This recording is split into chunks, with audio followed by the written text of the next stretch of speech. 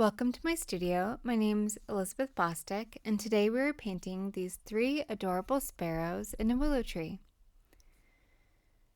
To start off, the shape of the sparrows are little ovals with hearts for the body, lines for the tails, and a little line for the beak. I'll have the drawing in the description that you can download from the drive. We are starting with burnt sienna, but you can use any brown that you would like. I'm adding a few brushfuls of water and mixing this wash of brown, which I'm using to fill in the ovals that are going to make the heads and the little heart-shaped bodies that are going to be the bodies of the birds, and then the little line that will become the tail. So brown for the oval heads, the heart-shaped bodies, as well as that little line for the tail. Once you've painted in your 3 little bird basic shapes, we are going into the coal black. I'm using a watercolor set. It's the Mi Liang watercolor set. And so this black is called coal black, but you can use any black that you have. And we're just dabbing in little dots of that black color into the wet brown so that it will dry with a nice soft wet on wet look. And then we are placing little lines on the side of each little head. So each little oval gets a little black dot or a little black line right next to it. And then we're going up the line of the tail feather. So each tail feather gets a little black line.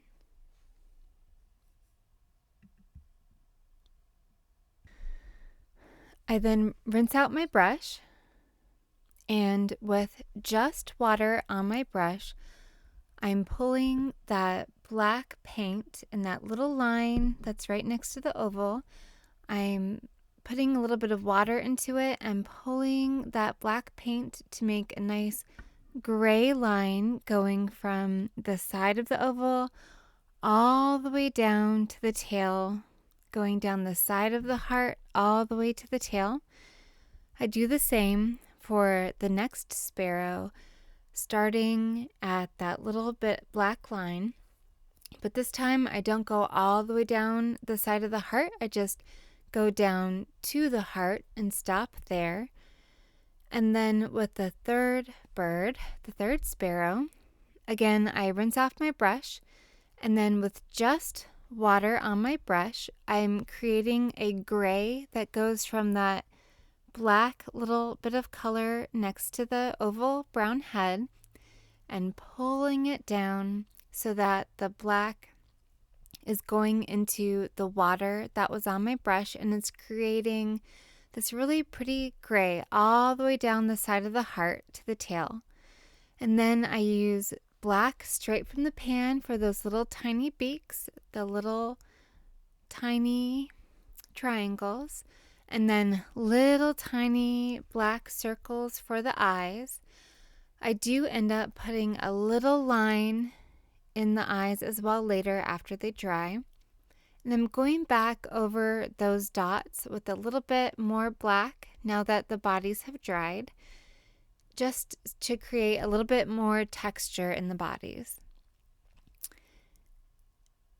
For this bird on the bottom, I put a little bit of that black right underneath the beak, as well as for this one at the top. And then I swoop down around its face. I put a little too much, so I dry off my brush on a paper towel, and I'm using my brush to soak it back up like a sponge. Then I go into that same burnt sienna, and I'm flicking little bits of that burnt sienna, little like lightly kissing the paper with the tip of the brush, and adding feathers along the line of the heart towards the tail. So they're all curving towards the tail and then up into that tail feather a little bit to give it more of a feathery look. Next, I go into more of that coal black, and I'm adding a few tail feathers for each of the birds and a few feathers going along the sides of the heart, kind of flicking the brush, just using the tip of the brush. So it's just that thin point of the number 4 brush. You don't want the full body of the brush on the paper yet, just flicking that little tiny thin point of the brush to make feather shapes along that heart body of the bird.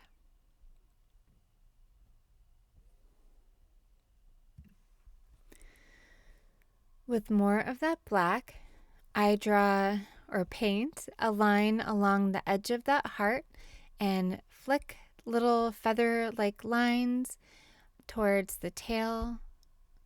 Then rinse out the brush so you have just water in the brush, dip it into the gray, which is just the same black with more water added to it. And I'm adding more gray to the bottom of this bird so it looks more three-dimensional. And I'm adding more to the side of the heart, just little lines that look like feathers. And then drawing in the branches with the pencil very lightly. After drawing in the branches with the pencil, I'm using a number 12 round brush, and my goal is to get the paper as wet as well, maybe not as wet as possible. You don't want giant puddles. You just want the entire paper to be very wet enough so that you see a sheen on the paper. You don't want it to be damp. You want it to be pretty wet, but you don't want big puddles. Then after getting your paper very wet, you can choose a blue or a green. In this instance, I'm using yellow-green, which is very bright. So if you don't want it to be as bright, I would choose maybe a cobalt blue or a French ultramarine blue for your base color. And then I'm adding that color into the already wet background. And when I paint it around the little sparrows, I exchange it for a much smaller brush, the number 4 brush instead of the number 2 brush, and I paint very carefully around the sparrows. And that way, when I go back in with this number 12 brush, you can see I can just dab the color around the sparrows where needed. And when I'm not needing to go too intricately around them, I can use the number 12 brush to do kind of a wide sweeps around them. And then I go in with this number 4 round brush to go in more tightly to the sparrows. And this works as the background is all still very wet. So when you're adding color around the sparrows right up close to it, it just blends in so softly to the color that you already have in the background, and you're not creating lines. So after we have added the background color all around the sparrows right up to the little sparrow paintings, we are able to put in more color with a bigger brush. So this is the number 12 round brush. And because it's already wet with color right up close to the sparrows, I'm able to dab it in right up against the sparrow. And because it's wet right up against them, the color, the paint will flow into that already wet area. So you don't have to be as careful. And you can just kind of dab that color in and not worry as much about being careful. As long as it's close to where the sparrow is, it will kind of move towards the sparrow since it's wet right up close to it.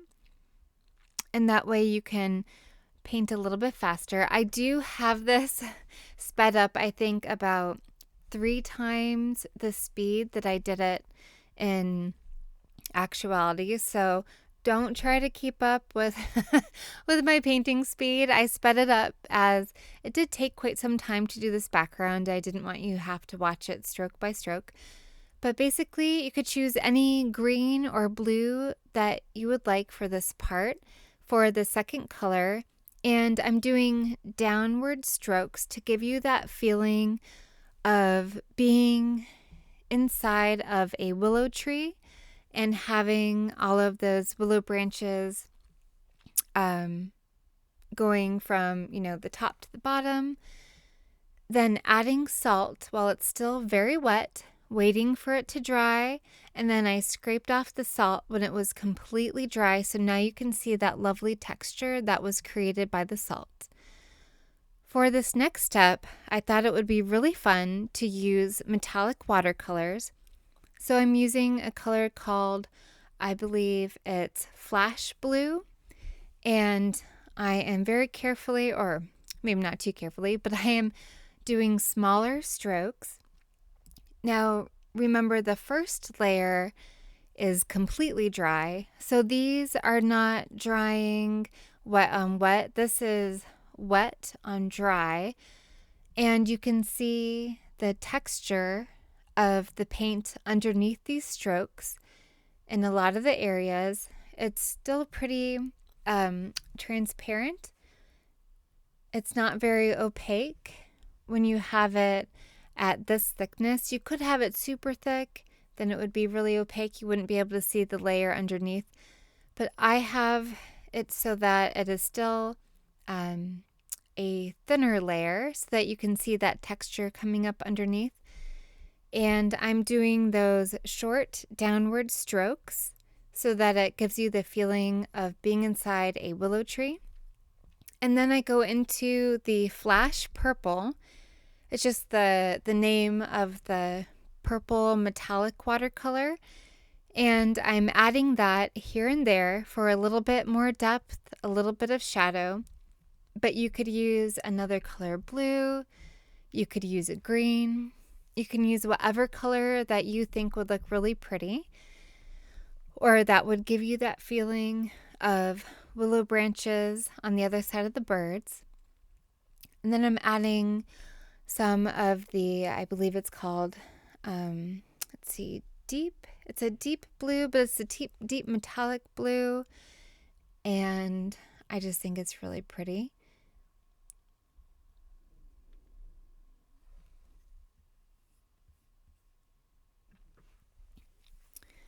I just looked it up. It's called Deep Interference Blue, and it's just a really pretty metallic blue.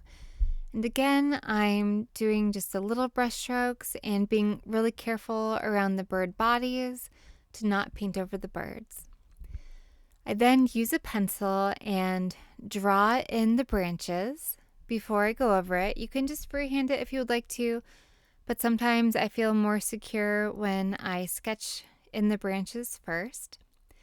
And then I'm using the number 4 round brush, and that same black, I made a bit of a lighter wash of it, and then I'm adding more black to it as I think the darker black really looks good standing out from the background.